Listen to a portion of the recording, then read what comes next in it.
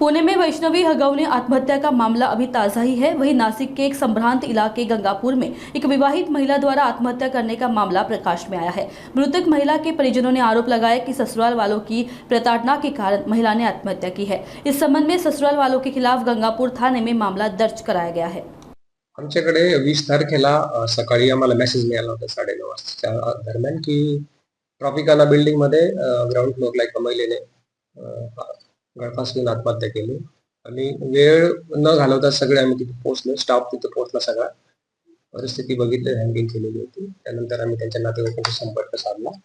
संपर्क झाला, नातेवाईक येईपर्यंत आमची प्रोसेस पूर्ण झाली. त्यानंतर त्याच्या नातेवाईकांनी तक्रार जी मयत आहे महिला, मयत महिलेच्या वडिलांनी तक्रार द्यायची म्हणून सांगितल्यानंतर आम्ही कुठला वेळ न दवडता सेम डेला त्याच दिवशी आम्ही गुन्हा दाखल केलेला आहे.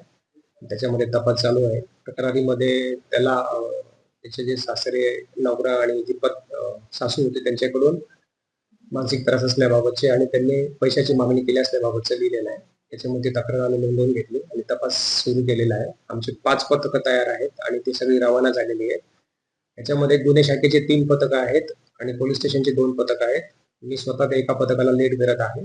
आम्ही आरोपींचा शोध घेत आहोत. आरोपींनी त्या दिवशी तक्रारी जे झालं, तो प्रकार झाला, तर त्या प्रकारामध्ये आमचे काही अधिकारी आणि अंमलदार हे त्याचा म्हणजे पेपर बनवत असताना ते आमच्या लक्षात आलं. त्यानंतर मग आम्ही तिचं पोस्टमॉर्टमसाठी बॉडी पाठवली आणि त्यानंतर जे आहेत आपले त्याचे नातेवाईक आहेत, तर त्यांना बोलवण्यात आलं. नातेवाईक आल्यानंतर त्याची उत्तरे तपासणी करून नंतर मृतदेह त्यांच्या ताब्यात दिला.